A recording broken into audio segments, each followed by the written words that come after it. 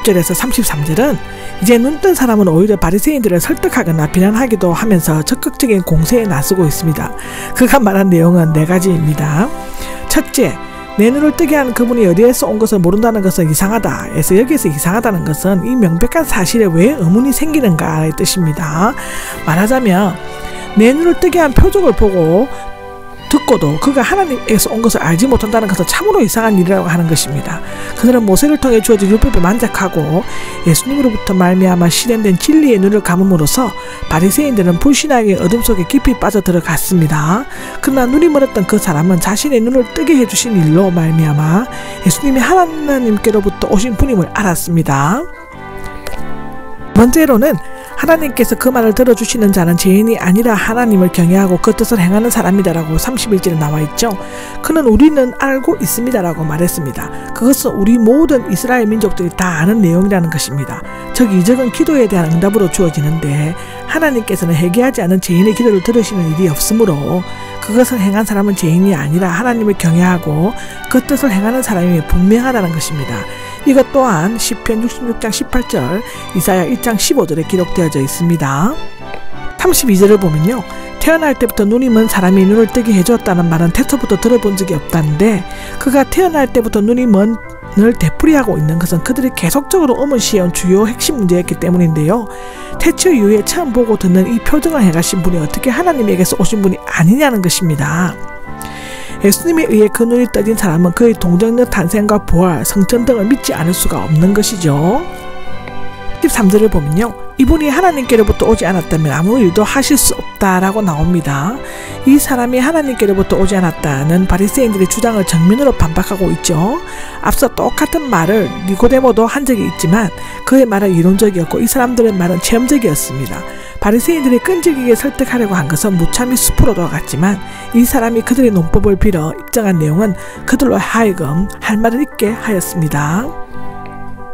14절입니다. 34절을 보면 그를 밖으로 내쫓아 버렸다는데 제 가운데서 태어났고 무시하고 비난했던 그 눈뜬 자로부터 오히려 큰 망신을 당하고 충고까지 들어야 했던 바리새인들은 화풀이라도 하듯 다시금 모욕적인 말을 써가며 그를 밖으로 내쫓아 버렸습니다. 그것은 그가 유대인의 종교적 사회적 생활에서 쫓겨나고 마을에서 추방된 것을 의미하는데 그들이야말로 하나님께로부터 보내심을 받은 하나님의 아들을 거부함으로써 엄청난 죄를 지었을 뿐 아니라 그들 스스로 영적인 눈먼 자들임을 드러내었습니다. 35절입니다. 35절은 내가 인자를 믿느냐라고 질문합니다. 그리스도로 말미암아 세상에 고난을 받고 버림을 받았을 때 그리스도는 그를 찾아 위로하시고 도와주신다는 것인데 하나님의 아들로 되어 있습니다. 예수님은 인자 즉 하나님의 아들을 나타내는 특정한 명칭으로 물으셨으나 이 사람들은 주님 즉 일반적으로 사용하는 존칭으로 대답하였습니다. 지금 예수님께서 요구하시는 것은 자신을 초자연적 신적인 인격으로 받아들이는 것이었는데 그는 이미 예수님을 믿을 준비가 되어 있었지만 그 믿음의 대상을 확실히 알지 못하고 있었습니다.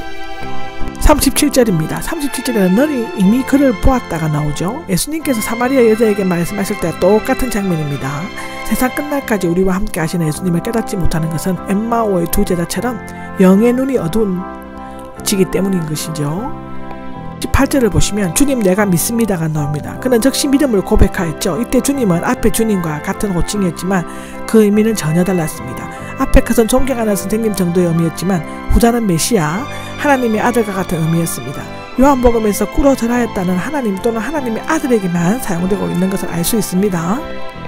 이 구절을 보시면 이 세상에 심판하러 왔다가 나오죠. 예수님께서는 세상을 심판하시기 위해서가 아니라 구원하시기 위해 오셨습니다.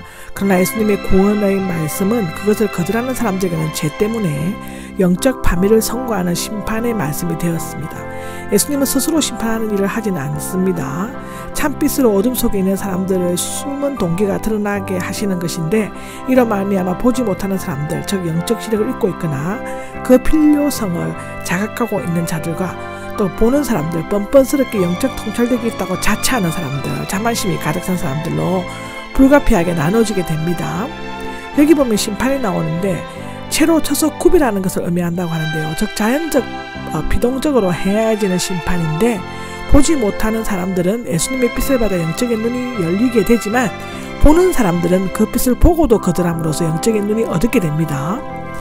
이것 또한 누가복음 18장, 요한계시록 3장, 17절에서 18절에 나옵니다. 예수 그리스도 앞에서 중립이란 존재하지 않습니다. 이것이냐 저것이냐 하얀색이냐 까만색이냐 이것이지 중간이 없습니다.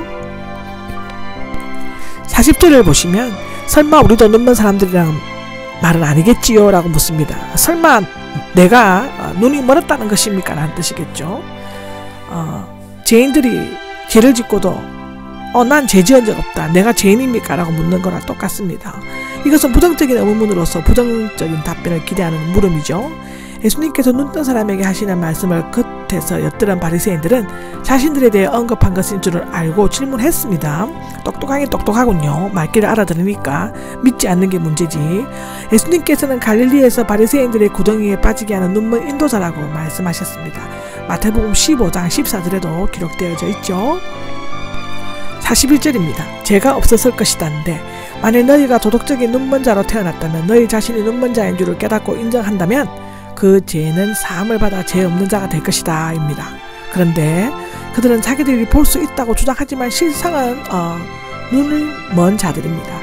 그럼에도 불구하고 고침을 받으려고 하지 않으므로 그들의 죄가 제거되지 않고 그대로 남아있게 되어집니다. 그들은 눈먼 자를 인도하는 눈먼 자였고 바리새인들은 불신앙 때문에 영적인 눈먼 자가 되었지만 눈먼 자였던 그 사람은 예수님이 만져주심으로 육적인 눈을 떴고 믿음을 통해 영적인 눈까지 뜨게 되었습니다. 이것으로서 요한복음 9장은 끝납니다. 아멘.